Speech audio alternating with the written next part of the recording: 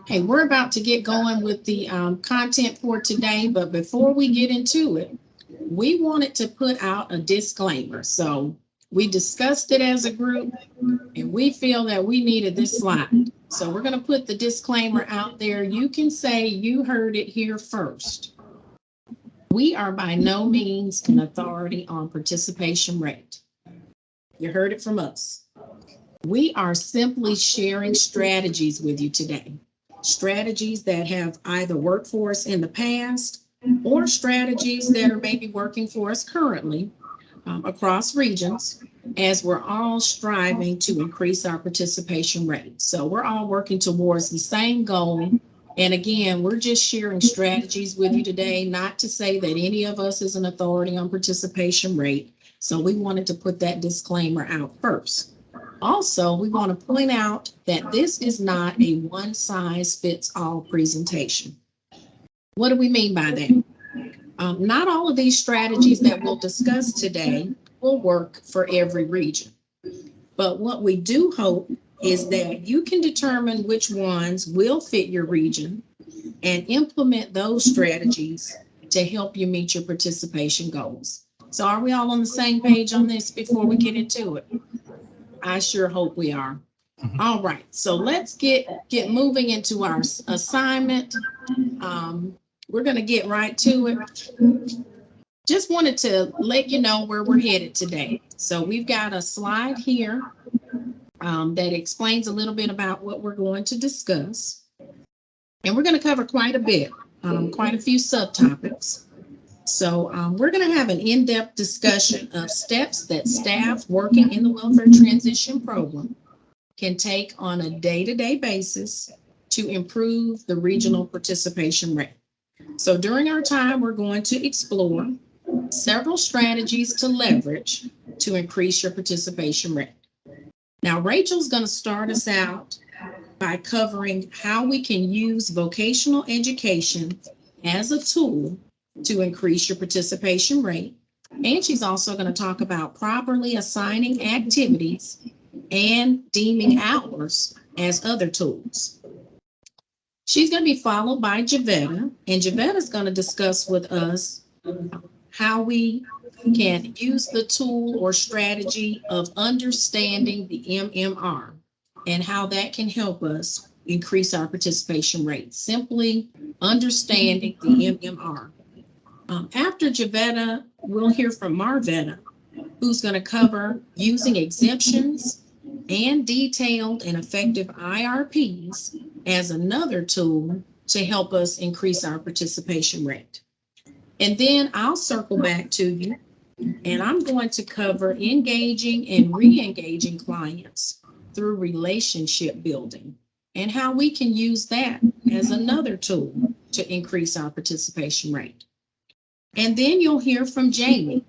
Jamie's going to cover engagement reports and other techniques and incentives from her region, which is a top performing region, to increase our participation rate.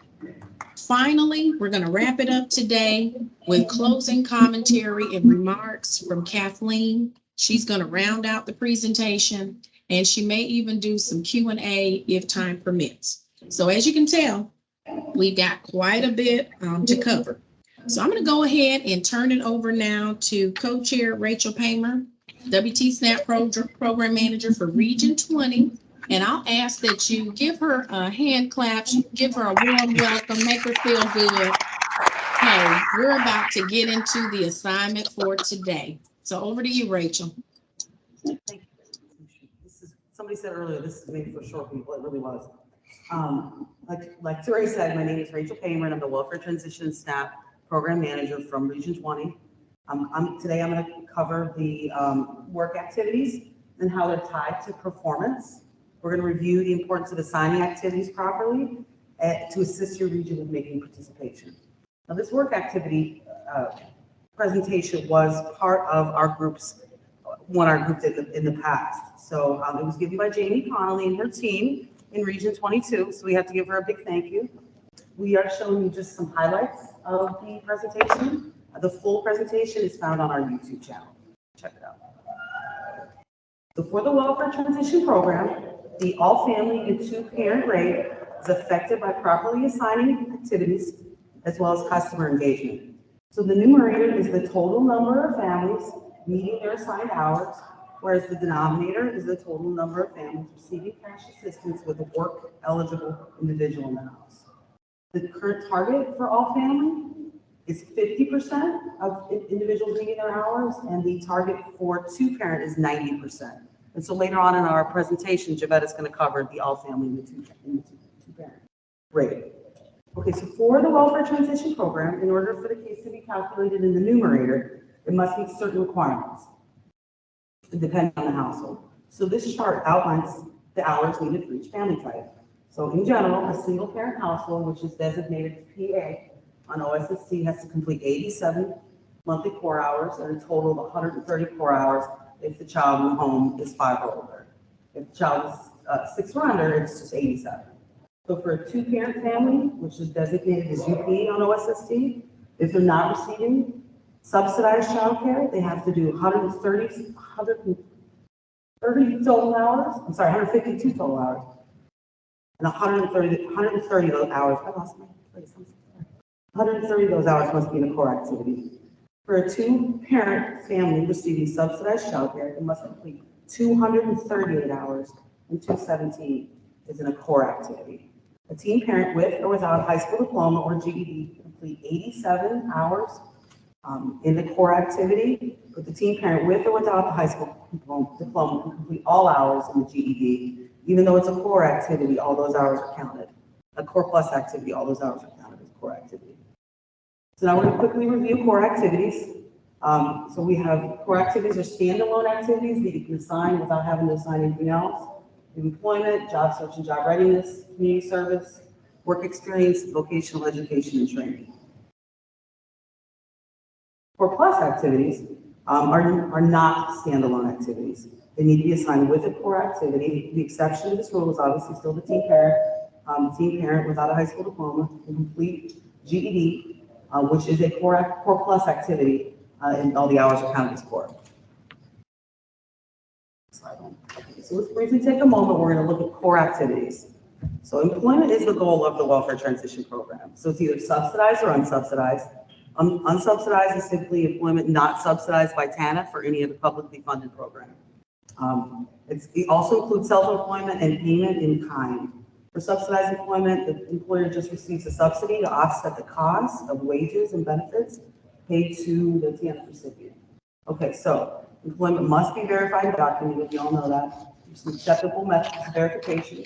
The employment verification completed by the employer, employment verification obtained by staff verbally, or a printout from the verification database, like the work number. Okay, so the best practice for employment to help your region make participation. So if you receive an alert from Florida, you can use that information to track down the details of someone's employment.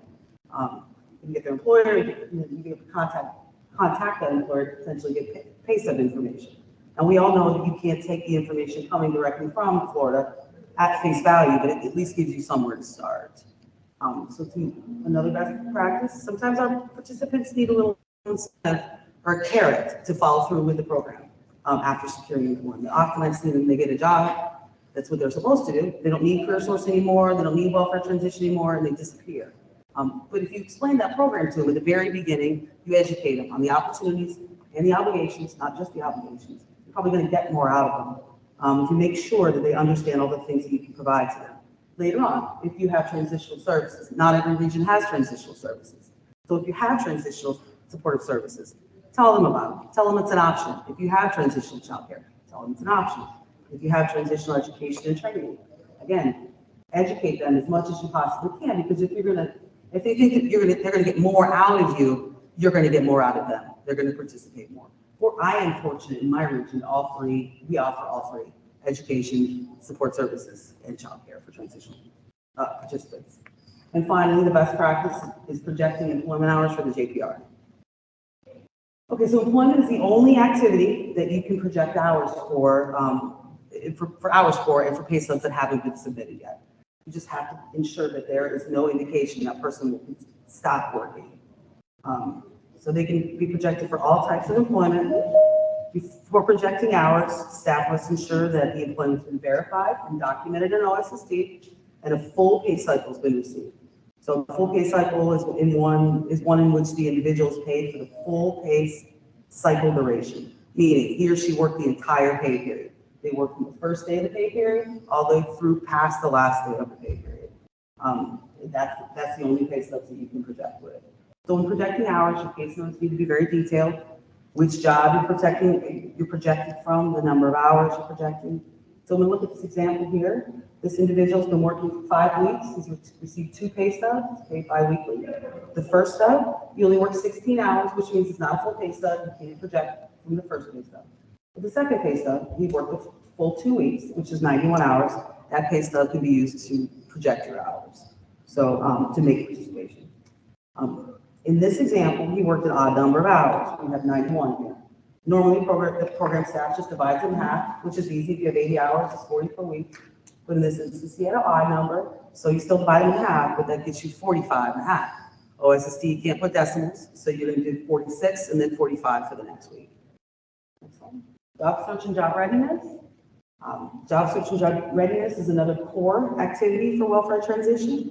It's the act of seeking employment or learning how to seek employment. So you can do formal classes like job club, workshops at the Career Center, resume writing, interview preparation, supervised job search at the Career Center, unsupervised job search in the community. It also includes preparing for employment, like time management, budgeting, and life skills. Substance abuse and mental health services can be considered part of the job search and job readiness activity.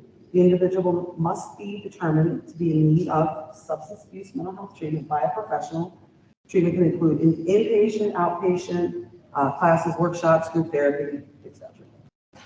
Okay, so for job search and job readiness, it's very important that you know the time limits. So this is a time-limited activity.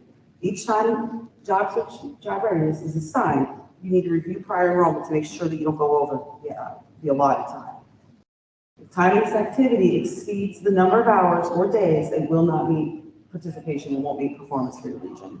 So we get 12, because Florida is still considered somehow a neat state, we get 12 cumulative weeks in a rolling 12-month period, but we only get 4 weeks consecutive. In addition to the limit on weeks, there's a limit on the number of hours. So if the youngest child in the home is 5 or under, you only get 240 hours. If the youngest child in the home is 6 or older, you get 360 hours in addition to the weeks. It all matches together. Okay, so we're going to quick review the 12 rolling months prior to opening activity. It's not difficult, definitely not brain surgery, but you have to do it because it won't count for participation for your region. Okay, so just quickly, let's look where the month we chose was February 2022. We just go back 12 months. So if we're in February 2023, we're going to go back and look at February 2022. If this person, let's see, if this person completed hours, we say January of 20, January here, they wouldn't count. It's not in the 12-month rolling period. But if they completed with any of that in 12 months, it does count. And the way that it rolls off, say, for example, hours completed in June 2021 will roll off in July of 2022. So let's see. So what does that mean in the big picture, right? So depending on your weekly hours that your region requires, some do 30, some do 35, some do 40. If you have a single parent and they have very young children in the home, for the most part, you maybe get 5 to 6 weeks of total job search. So use your job search sparingly. So what we say in my region is don't waste your job search until your participant is work ready. Don't use it until you've resolved all the barriers. Childcare, for example. Who's going to watch the participants' children should they get a call from an employer that they really want the job? Most likely no one reliable. So what's going to happen? So they will either come right back or they're going to have to decline the job. So focus on barriers before assigning job search. Close for work, close for interviewing if you need to. If your person is job ready, use your business services staff, your job developers. Some pitfalls, assigning without barrier removal activities and not verifying prior months use. If you use job search after you exceeded your limits, it will not count for your region's participation. Okay, so community service work experience, I'm not going to go into a ton of details.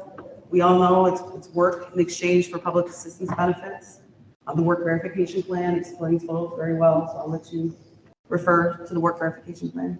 But in general, it's best for individuals who are not work ready, who need to gain skills, job knowledge, soft skills, and work habits necessary to obtain and maintain employment. So my advice, tailor or match the site to your goals, interests, and the individual's experience. If you do it right, your participant could get a job. And I'm very fortunate in my region. I have a welfare transition staff case manager who used to do youth. And if anything they know how to do is to get work sites, to get good work sites, and then match them up with your customers. So if you can, reach out to your youth department, get some tips. Our case manager worked with my staff, so we have better outcomes. Look at what they want to do, what they have done. Don't just pick your one thrift store, don't just pick your one food bank because it's easy. You're not getting the best outcome for your participant or for participation. Okay, so monthly hours are determined from the calculation of public assistance benefits. If the hours calculated from the monthly calculation, the benefit calculation, are less than 87, the participant is still in compliance as long as they meet the hours that you have signed. This is called deeming. Okay, so this is the monthly benefit calculation.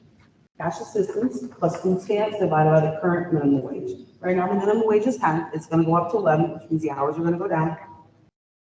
So I do have my advice for you is do not rely on the benefit info screen. Please check Florida to check for the food stamp amount, check for the cash assistance amount. This quick calculation was reviewed. So this person got cash assistance for $364 a month. They get their food allotment is $685. The total is $1049. $1049 divided by $10 is 105 hours a month. So this participant can do up to 105 hours a month. Let's say that final number was under 87. That participant needs to do whatever that final number is to get those hours needed. The state will gift you up to the 87 hours. You don't have to enter the JPR, the state automatically does it. Okay, so just some quick best practices. Matching the participant's interests and goals to the site. You will get a better outcome, I promise you, if they want to go there, if it's something they want to do. Use your job developers, and know the employers in your community. Use your youth department if you can. Some pitfalls, assigning without barrier removal. Again, if no childcare, the person is not going to be showing up to work. If you offer gas cards and the participant meets your criteria, please issue the gas cards. If you tell them you're going to do it, do what you say you're going to do because they'll rely on it and you'll get outcomes from that as well.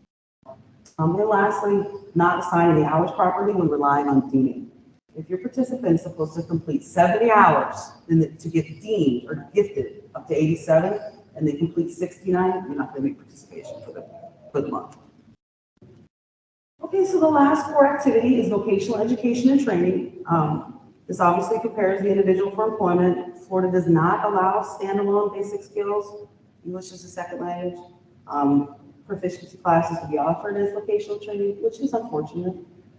This also is a time-limited activity, like job search and job readiness, 365 days, 12 months in a lifetime.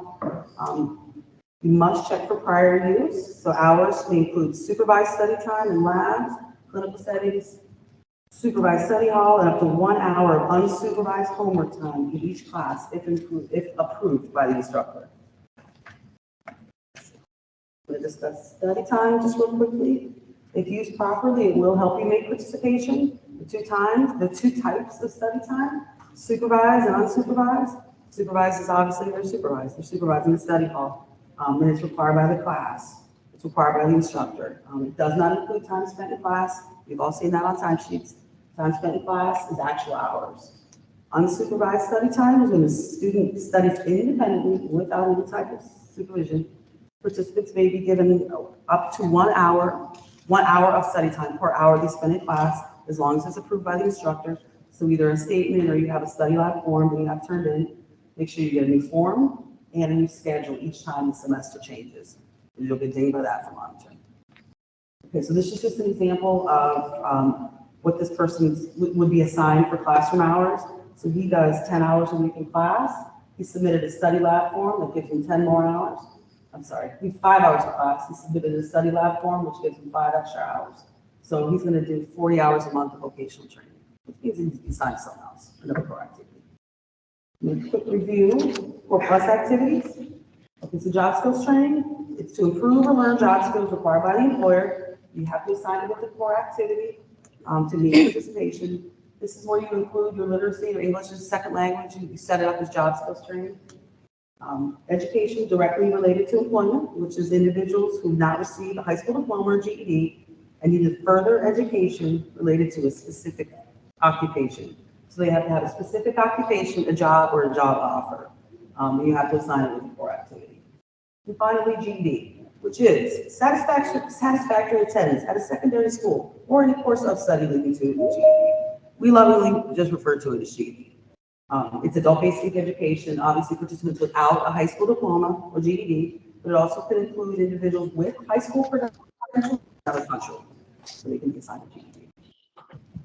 Okay, lastly, best practice for GED. Statistics show a third of welfare recipients do not have a GED or high school diploma, but unfortunately, adults don't have the same privilege as the teen parents who are coming to assign GED to them. How can we assist our customers?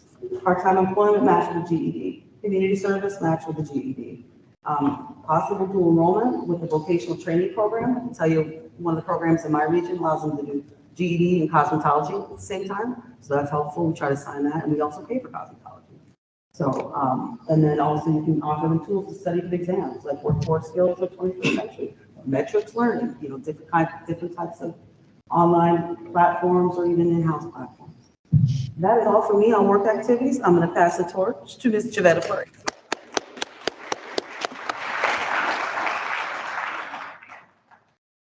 Good morning. Thank you, Rachel. And as she said, my name is Javetta Fleury, and I am from Region 8. And what I am going to cover is the MMR. And this is just the highlights from a presentation that we did. And so the in-depth portion of the MMR is on our YouTube channel. So Rachel has just covered the numerator, the denominator, and activities that should be assigned to your participant to meet participation. Now we're going to look at participation, what it looks like on the end of the month. As it is reported to the state, and it's another tool that you can use to improve your participation rates moving forward. The monthly management report, or the MMR as it is called, can be located on the Department of Economic Opportunities website under the Workforce Development Board Resource tab, and then by clicking on the State Program Reports tab, you will see the MMR, or Monthly Management Report. This report will identify performance by region for each of the 4 WT performance measures for the month. You can also locate the MMR report in the OSST system under reporting by clicking on external reports. It's supposed to be updated from the preceding month, usually by the 20th of the month. This version will provide statistical data for all 4 performance measures with the participant's name. It is a more detailed report than the one that is provided on the DEO website. In the OSST version, as you can see, it provides you with who actually was counting in your denominator and their status code. Here, you check to see if those that were coded like a 64 or a 65 should or should not have counted, and ensure that they are removed for the upcoming month. Because you know, sometimes you'll have someone who's a 64 or a 65, you've given it to DCF, you've said, you know, DCF is supposed to take them off, and the next month rolls around and that person is still there. So it's vitally important that you check to make sure that those people are removed from your denominator. It allows you to determine if the participant is receiving federally funded childcare, because sometimes a participant may have received federally funded childcare from another entity other than the local workforce board. If it's another government agency, you will be able to determine if that person has received that child care, because if they have and DCF has it, then as you know, for a two-parent household, it's still going to count. So even if you did not enter the child care, and it's important that we ask the question when we're meeting with them, are you receiving child care from another entity? And if they are, you need to make sure that you know that, so that you can assign them the appropriate hours. You'll also be able to see, if you look at this report, you can see if the case is counting in the all family or the two parent. And you can see it on the last line of this chart that it says all parent and two parent. Okay, so let's talk about the measures. The first measure is the welfare transition entered employment rate. This performance measure is calculated using the employment entered on the skill development page in the OSST system. Requirements for entering employment is documentation such as Rachel has already mentioned, the work number or an employment verification form, and it must be housed in your case file. Always ensure that the case file documentation, the case note, and the information entered on the skill development page match what is in OSST. It's a mirror, so you want to make sure that it is matching. Keep in mind, the job tracking start date cannot be before the referral date. And if you look on the skill development page and you're entering the job, it'll ask, was this person employed before this date? So it kind of lets you know which referral date they're using. As Rachel stated, you cannot use what is in DCF's system at face value. However, if in the DCF system, the employment information that is included in their notes contains all of the data that you need, and it was pulled from the work number, then you can use that data. But you have to ensure that it says in the CLRC note, it'll state an abbreviation TWN, which means that's the work number, or WN. If it doesn't say TWN or WN, then you cannot enter it. You can also see it on the AFEI system. DCF has a system that when a person on their access page, it pulls the work number information. But if it doesn't say that, then you can't use that information. So let's talk about measure 2, the welfare transition entered employment wage rate. In this measure, the yellow represents the average hourly wage entered in the OSST system on the skill development page. The blue represents the regionally adjusted lower living standard income level, which is called the LLSIL for a family of 3. Our goal is to assist our participants with earning at or above the LLSIL wage, which is listed for each region. When entering employment rates, you want to ensure that you do not enter a wage that is less than minimum wage. This is important when you are entering employment that receive tips and those who are self-employed. Keep in mind that participation is captured by the state monthly, quarterly, and yearly. This is why we should always remember to update the OSST system and ensure that we complete the 30, 60, and 90-day employment updates.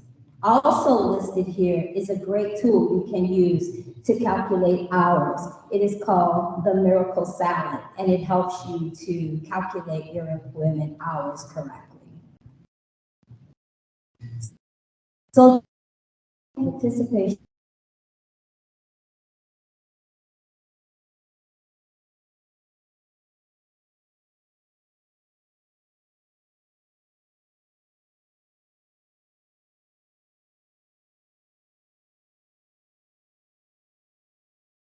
work to enter your hourly pay rate for your self-employed. And then, of course, there is the calculation for those who are on commission.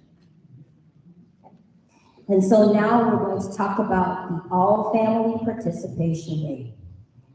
It will include could include both your PA and UP families. And to maximize performance, it's important to ensure that all participants are assigned the minimum required hours in accountable activity. Monthly participation hours are based on JPR's entered NOSST. Hours must be updated in a timely manner. The month a participant has been referred, or if they have received a partial payment, they should not be on the reoccurring benefits page, which you'll hear more about, and thus they should not be included in your participation for that month, but you better check them for the next month. In the all-family participation rate, the numerator represents, this is the number of work-eligible participants that actually met participation based on the family type. The denominator represents the number of work-eligible participants that are counting for the month and should be an accountable work activity, minus the people that were sanctioned before pull down. Pull down occurs 10 days before the end of the month. You can always find out when pull down occurs by going to the Florida system under the trans code RFDI. And then you little semicolons and then this DBIC, which is the table benefits issuance control. Okay, and the last measure that we're going to talk about is the two-parent household. Remember, each participant may be counted in your all-family performance measure. So you want to ensure that you are assigning hours for the family.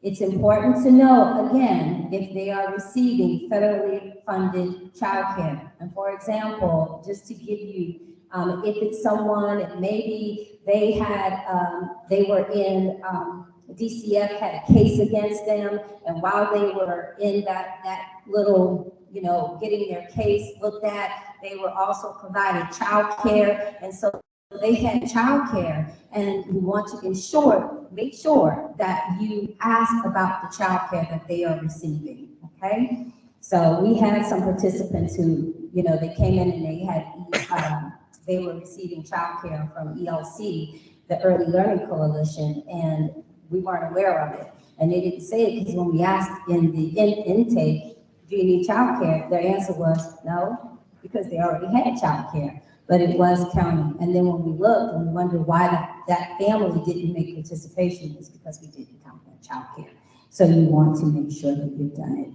Again, a more extensive and in-depth report, copy of this presentation is on our YouTube channel. This was to just kind of give you the highlights of what was covered in the MMR. Thank you, and now I'm going to turn it over to the other Veta, Marna.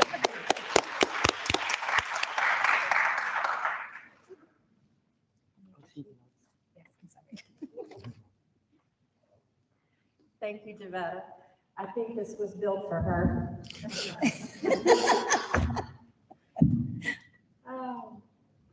So welcome again to the 2022 Workforce Professionals Summit and to our work group session.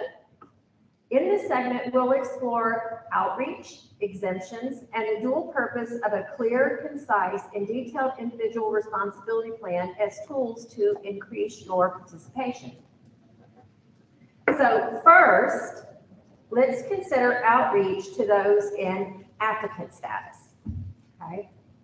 So whether you have established manual work registration or have fully automated work registration, you can reach out to sell your center's programs and services.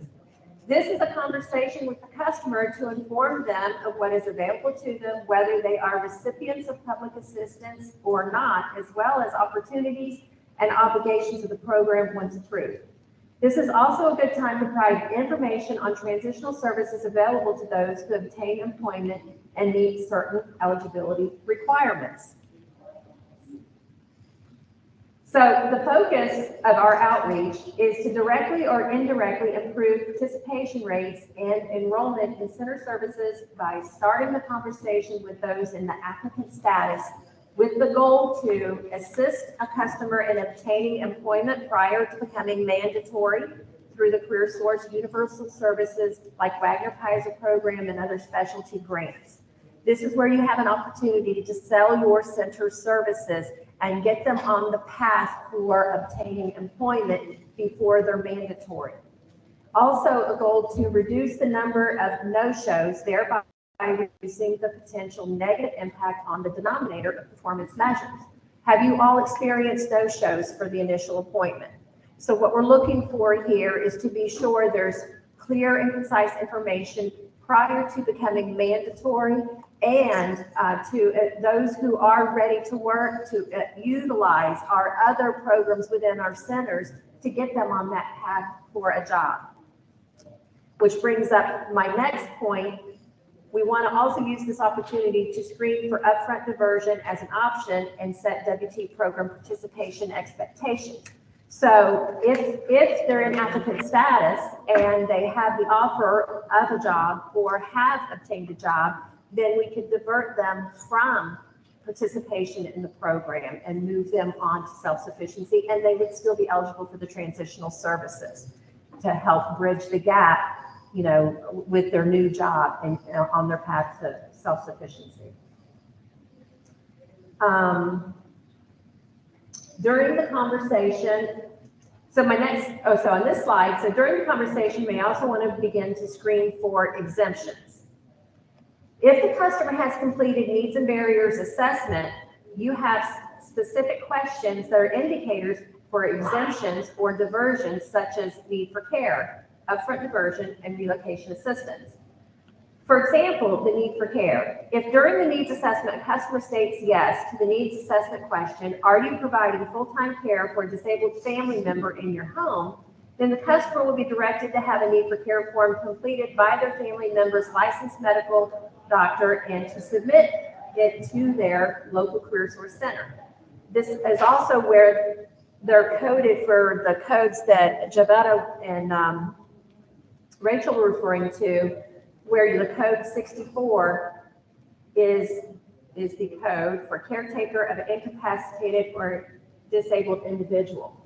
These are the things we sort of expect when DCF has the interview with the customer to screen for.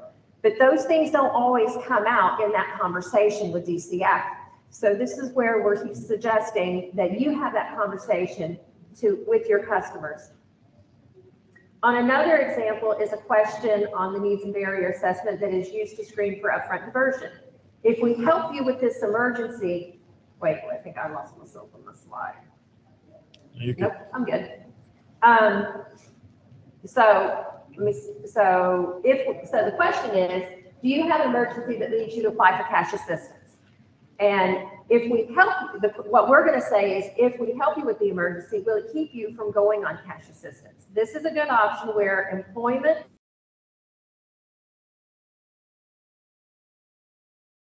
has to rent or a utility payment or something of that nature. But you would want to follow your local operating procedures for the upfront conversion and relocation assistance programs, okay? In our final example of questions on the needs and barrier assessment is a question used to screen for victims of domestic violence. The question is currently, do you feel unsafe in your home? I know we all know the requirements for providing a safety plan and element of the safety plan on the IRP, but we can also use this to assess a customer for possible relocation assistance to move the family away from the situation into a safe environment. We have been successful. We've had two situations. One situation, I don't know if you're familiar with Brevard County, but it's long and narrow. And we were able to move someone from one area of the county to another area of the county. And we were also successful moving someone from Florida to another state. That put them in a safer environment where they also had a support system to help them. So now let's explore the dual purpose of the IRP. The IRP is developed between you and the customer to establish a path to employment.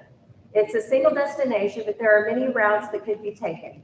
Therefore, it's very important to provide clear, concise, and detailed steps, not only so you and your customer both know how to reach the goal or destination, but also for accountability purposes. The IRP should be customer-centered and builds on information discovered in the assessment.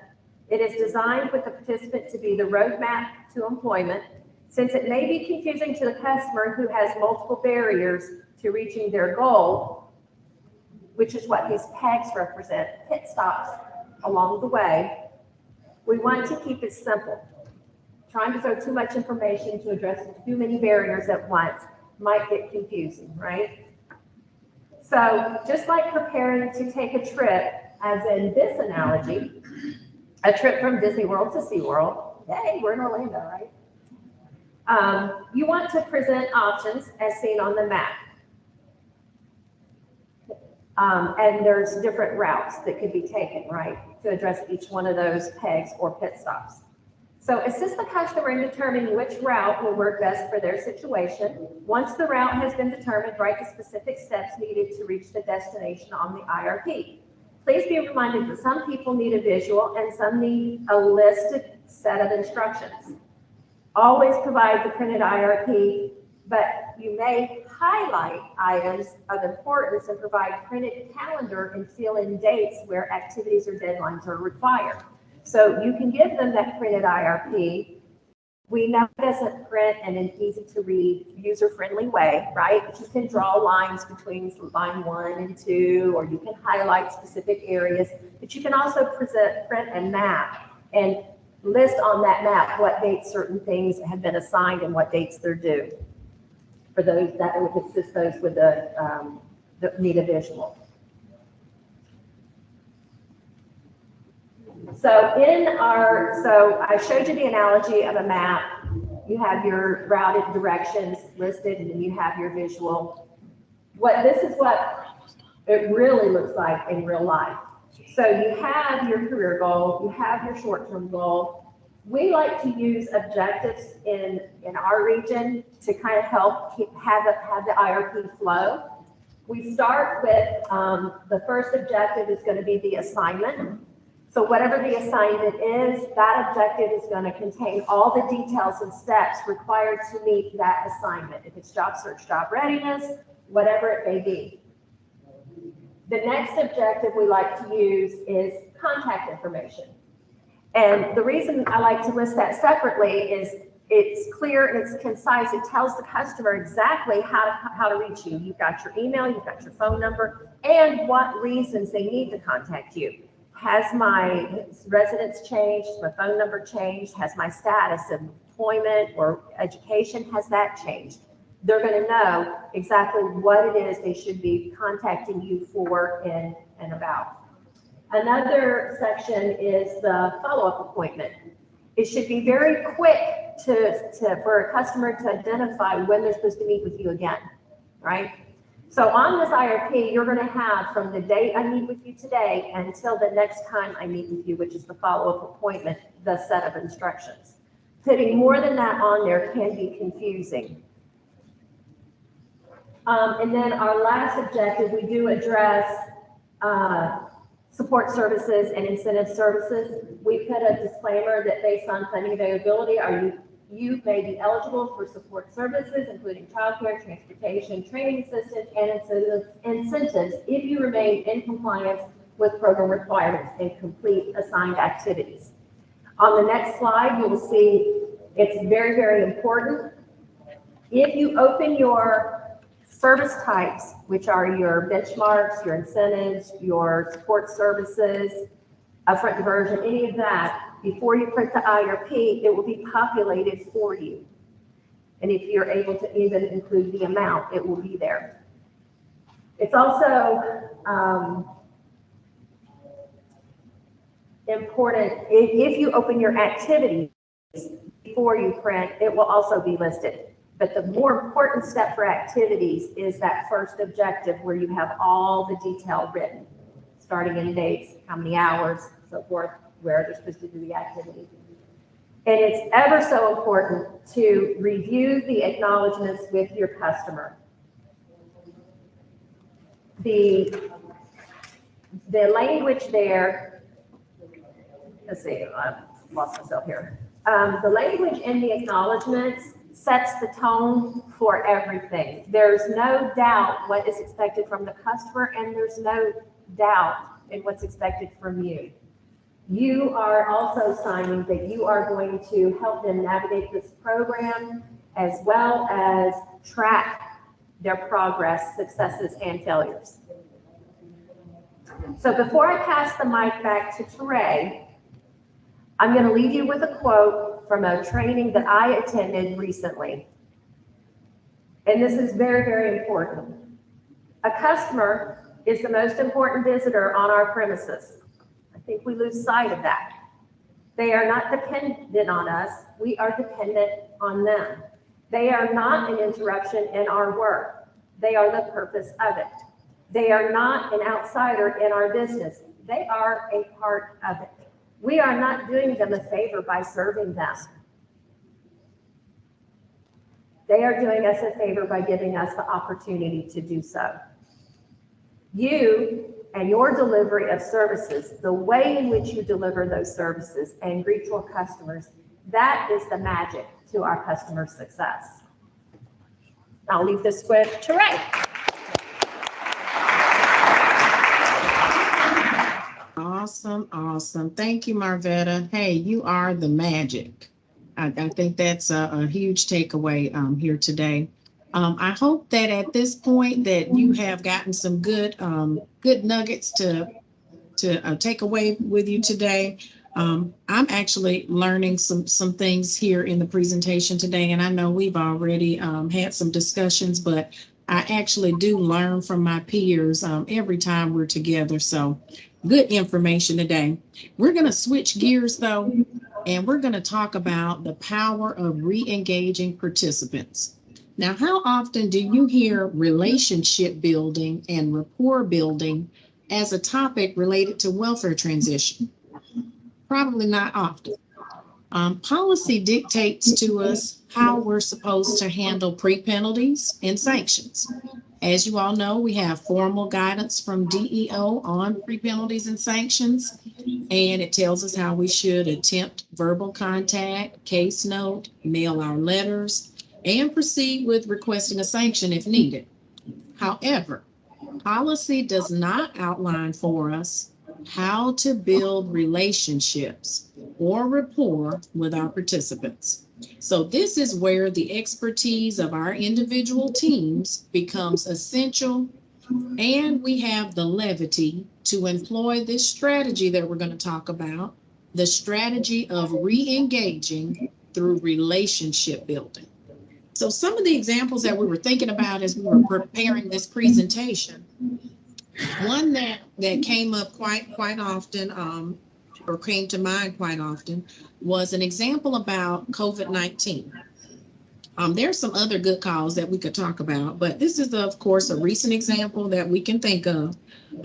Several cases where we've had clients to fall off, maybe stop completing activities altogether, and we later found out that it was maybe due to them having COVID-19, or in some cases, the entire family had it. Now, in these cases, the participants may have been sanctioned and just simply thought there was nothing else they could do concerning their case. However, us going the extra mile and placing an extra phone call that was not required, or sending maybe a courtesy email that was not required, it allowed us to reconnect with these participants, and we were able to walk them through on how to document their good cause or re-engage, and we were able to flip a lose-lose into a win-win. So what do I mean about a lose-lose? What do I mean by that? Well, when a client becomes sanctioned, we all know no one wins, because the client, they lose their benefits and we lose out on participation rate. However, when we can reel a participant back in, so to speak, we can turn that into a win-win and flip that entire scenario. And then the client ends up keeping their benefits and we can end up getting participation rate. And in the process, the client may even be able to tap into support services if your region has funds. Well, Ben, if you could, let's go to the next slide. We're going to talk a little bit about all that relationship building may entail. So let's take a closer look at this particular image. I really like this image. It's taken from a company called FlexCon. Now, FlexCon is in a totally different industry from workforce development. You can check them out online at flexcon.com. I really like this graphic because it relates to our point today, in that it gives us a picture of how all the different pieces of the puzzle fit together to build a relationship with our clients. So step number one, it talks about how we should connect emotionally. So we have a lot of opportunities to meet with participants, ask open-ended questions to learn more about them, maybe ask about their hobbies, ask about their family. Most people, as you know, like to share about themselves. So their answers can often uncover areas of mutual interest. Discovering common interests or experiences can often result in an emotional connection that can grow over time. Step number two, it talks about listening actively. We should make it our mission to listen to our customers' needs and concerns. This means listening first and talking second. Our customers will see us as experts who really care and can provide them with some solutions. Step number three, it mentions being transparent. We hear that phrase a lot, right? Well, it's important for us to follow up with our clients often. Confirmation that all is going according to plan, it offers peace of mind both to the client and for us. Our customers are counting on us to help them be successful, and they'll appreciate us being proactive in the process. And then step four, it talks about being reliable. Effective management of expectations, it can go a long way when it comes to fostering trust. Say what you'll do and then just do what you say. If you say that you'll call first thing Monday morning, then make sure that you call first thing on Monday morning. If you find that you won't be able to do so, life happens. Simply communicate it and call with an update. Being honest about what we can and cannot do, it really goes a long way, particularly in this line of work. Now, step number five mentions being trustworthy. Customers share a lot of information with us in the course of us handling their case. So taking the utmost care with that information is vital. Our discretion is always expected and required. And again, that lends to us being viewed as trustworthy. And then finally, number six, I think this is the coup d'etat of what we're talking about here. It talks about being a partner. We should strive to understand our clients' needs, goals, and obstacles. We should be sure to look at the bigger picture with them. Find out, how we can be able to help them obtain self-sufficiency and improve their lives for the better, because we are indeed a partner in this process with them. All right, let's move ahead to the next slide. Now, to this point, Jamie, she shared a really cool slide with us from her region. We mentioned Jamie's from Region 22.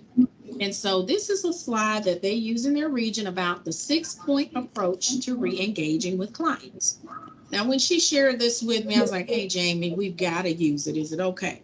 And she gave us the okay to go ahead and use this slide. And I really like it because, as you can see, it clearly shows us some things that we should consider or take into consideration or account when we're attempting to re-engage someone that may have fallen off the map. So one of the first things that you'll see here is step one, send a letter. Of course, there's the letter that we're required to send per the guidance on pre-penalties and sanctions. But you could even maybe send another letter that's not required in an attempt to see if you can re-engage the participant. It also mentions making a phone call. Now, we know the guidance does tell us we're required to attempt that verbal contact, but you can even make additional phone calls, courtesy calls, if you will, to attempt to re-engage with your participant. Now we're going to go a little bit deeper, sending emails. This is not required, but this is a strategy that can definitely be effective if your participant is responsive to emails, and many are. Some in our region are more responsive to emails than they are phone calls and letters. So again, sending an email can be an effective strategy as well to attempt to reel them back in and re-engage. Region 22 has the capability to even send a text message. Now, how cool is that? I'm hoping that that's something that maybe we can get in the future. Not all regions currently have this, but if you do, Region 22 says it's a highly effective strategy, being able to text message your participant to re-engage them and encourage them to come back. Also, they send a "We Miss You" flyer in Region 22. And they outline for the participant various support services that they may be able to tap into if they were to reconnect or re-engage. And then finally, step 6, verify the work number. This is something we do here in our region. Jamie does it in 22. Several others in our group are doing it. But we check the work number because that's another form of good cause. I already told you earlier about the example about COVID-19. Another example is participants often lose contact with us once they become employed. Maybe they're not clear on how to report it, or maybe they're not sure what they need to do next, and sometimes they fall off. And so we're able to check the work number in those cases. And oftentimes we find that the participant's employed. We're able to capture the employment from the work number, enter it into the OSST system. And as you know, the work number has the pay stub info. We're also able to capture the JPR info. So again, that becomes a win-win for us because we have the employment and the JPRs. And if we're able to get that client back in, we're able to hopefully offer support services to them as well. Again, these are things that a lot of these things that I mentioned in the 6 points, not necessarily things that policy requires, but strategies that Jamie's region, my region, other regions are using to help us level up, if you will, on our participation rate.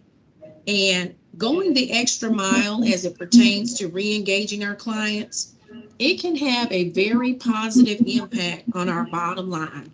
And in our line of work, the bottom line for us is the participation rate. So as we mentioned at the top of this presentation, it's not a one-size-fits-all presentation. So in other words, not all of these strategies are going to work for everyone. You know, if you're short-staffed or maybe you're facing some other challenges maybe in your region that could prevent you from seamlessly implementing this strategy I just discussed, you know, it may not be the thing for you at that point. But whenever you do get to the point where you can implement it, we highly recommend it. So if you're able to do so, this strategy can almost guarantee results when you're able to tap into a pool of clients that would otherwise be sanctioned and the case closed. And you can successfully re-engage them back into activities. So let's move on to my final slide, and then we'll turn it over to Kathleen for some commentary. But some of the takeaways, if you have time, take the time to go the extra mile to reel a participant in that may otherwise be sanctioned or case closed. it can turn into a win-win, not only for us, for the participation rate, but also for the clients in that they're able to keep their benefits. So that's the story. We're sticking to it. So that's the strategy. We hope that it's helpful to you. Hope that that's something that you can implement if you're not already doing it. Now, since I just shared a slide that was provided courtesy of Jamie, what better segue into her segment? So we're going to let Jamie come, and then Kathleen's going to round us out.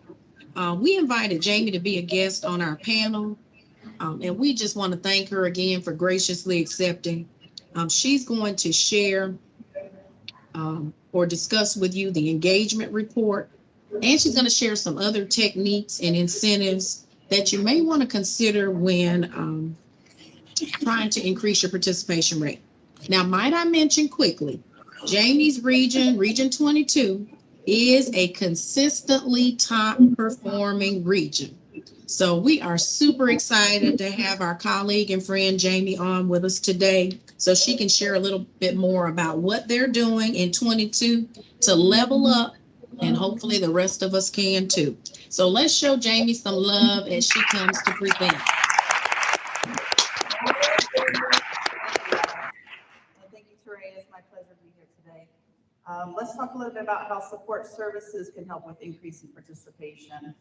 WTP participants may receive support services to assist with completing work activity requirements as well as obtaining and retaining employment.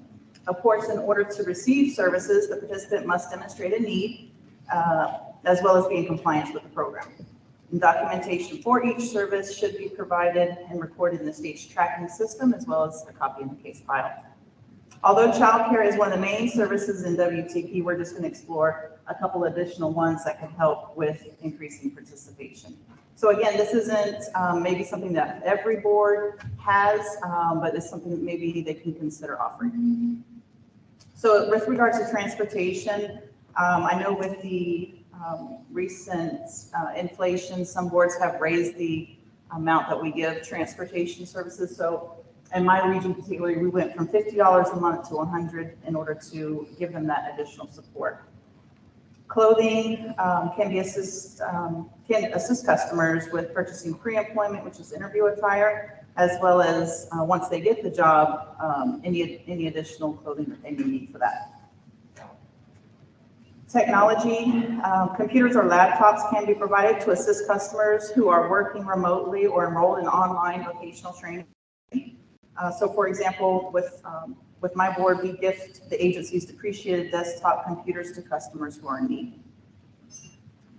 Employment, some regions may provide extra support for individuals who gain employment to help out with unexpected expenses that may occur when starting a new job. Also, retention services can be provided. So for example, at your 180-day follow-up, perhaps providing a support service card to assist them with maintaining their job. Books, tools, and tuition. We can consider assisting job seekers with paying for books and tools for education programs as well as employment opportunities. So one example of how participants can be supported during their hiring process is assistance with paying for physicals and background screens required for employment search in certain fields such as the medical field. And then fees for licensing. Participants who have completed training can receive assistance with paying for fees associated with taking exams for licensure, such as, let's say, the Class D security office license or the NCLEX for those registered nurses. Next slide, please. Thank you. The next topic that I will be covering is the recurring benefit report. This is a tool that I use every month to help gauge performance. So the recurring benefit report is a monthly report provided by DCF to your local board upon request. So you have to ask DCF for this report. And basically, the report will list cases that are counting for the month, also known as what's in your denominator. So this is a pre-look at the cases that are going to be counting for the current month that you're in.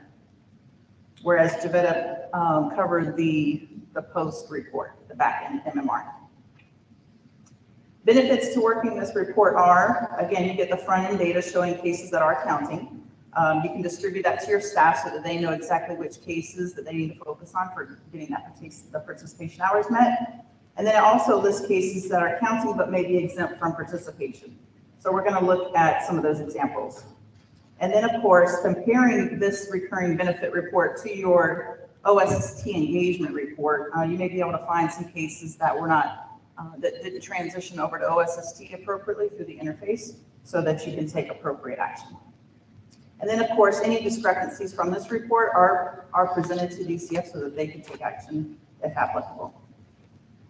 So this is an example of the recurring benefit report. The tab 03, which you can see the circle here, there's different tabs at the bottom of the report. The 03s are mandatory codes. And I compare the mandatory referral codes again with my engagement report to identify any cases that aren't on both the reports so that I can dig a little further and find out why.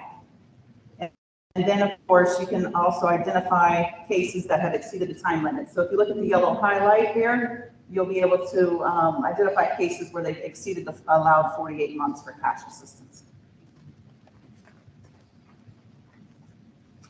And on the tab 64 and 65, I know that those codes were discussed earlier. I just wanted to review this part of the report with you all, especially the code 65 cases where there should be a child under 90 days on the case. However, this report, you could dig down and just make sure that the child is under 90 days, because this example here of the case in red, the child is actually over 7 months old. So this case was reported to DCF so that they could refer it over to me for participation purposes. So at this time, I'll turn it over to Kathleen for further strategies. Thank you.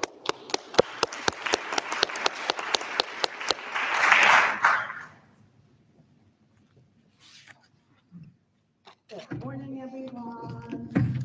I'm just going to get a few wrap-up based on what was discussed here this morning. I know that was a whole lot of information, and we're cutting it really close, but we're going to get you out of here in a timely fashion. So just to wrap up what Rachel touched on, as far as just these strategies, are just ones that our regions use. It is not anything written in policies and procedures. Each region has to decide what works best for their region. So as we have gone together and collaborated, this is what we're sharing with you. Rachel's region and a lot of other regions shares this information. When we're working with the customers before signing to activities, try to resolve barriers before you engage them in a specific activity. That will help drastically. We want to keep in mind to use our job developers, our business service representatives, make that connection. I don't think we utilize that enough, but that will help us as we move forward trying to engage the customer and help them to reach self-sufficiency. We want to make sure that we match the participants' interests and goals to what we're assigning them to, so that way they can be self-sufficient. And once again, when it comes to employment, we want to make sure when verifying, if we're pulling anything from Department of Children and Families system, just make sure you check the CLRC screen as was mentioned, so that way, you know, we can't always take things at face value.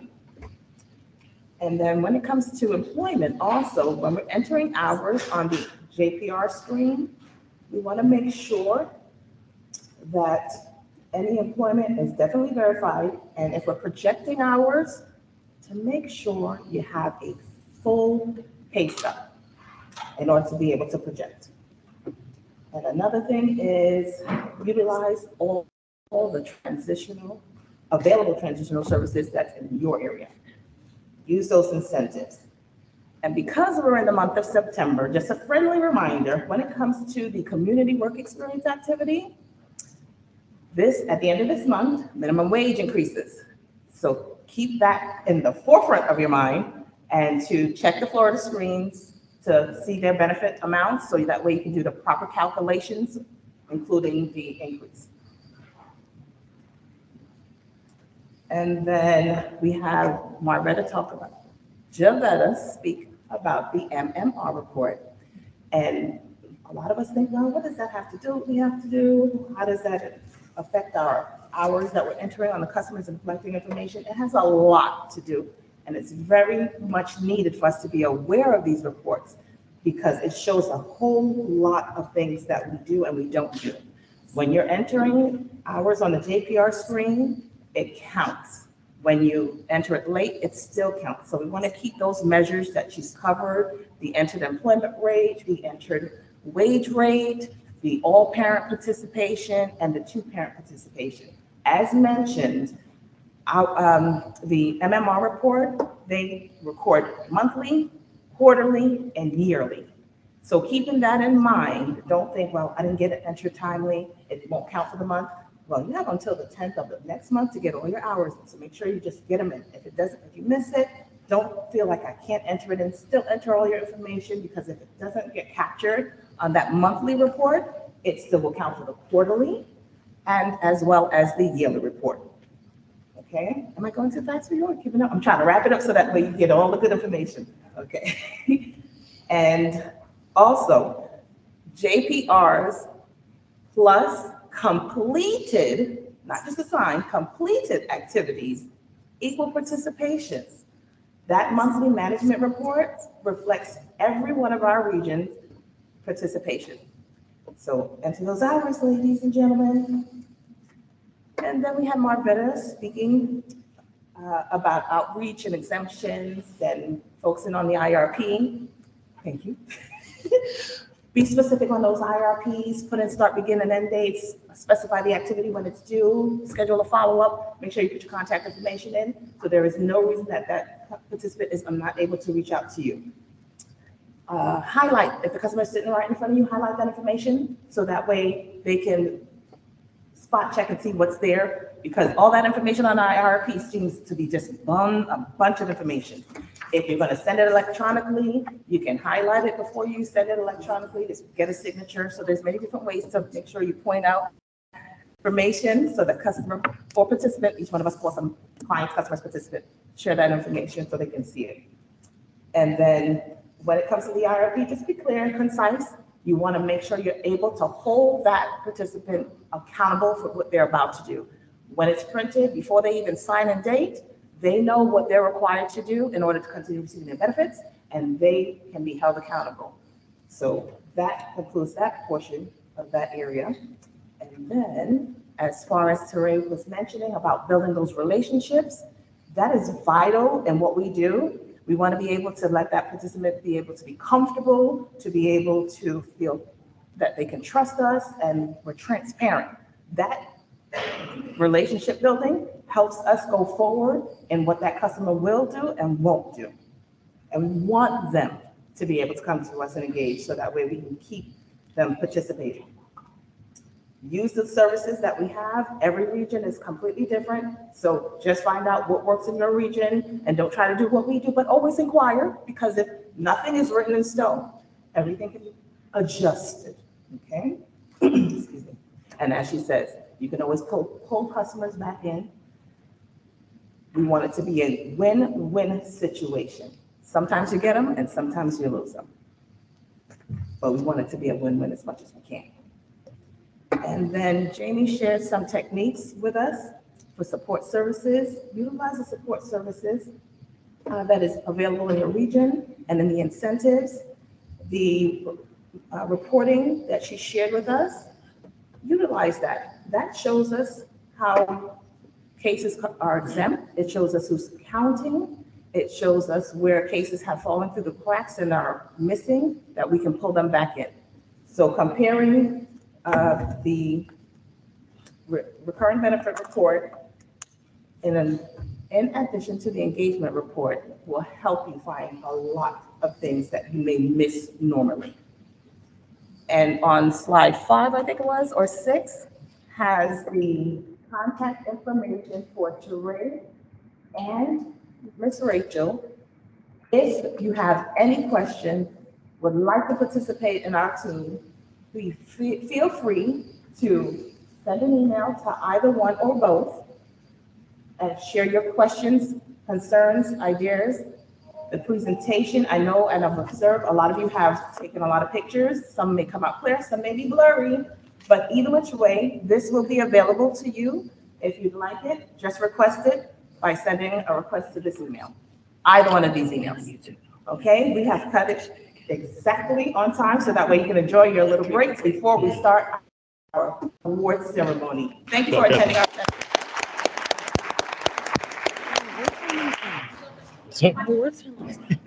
Hey, thank you. Says it with me.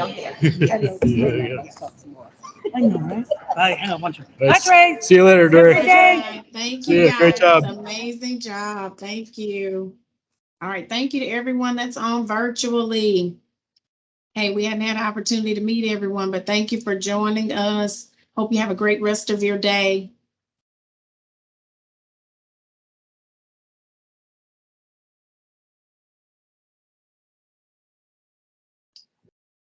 Bye. Have a good week. All right, thanks. You as well. Mhm.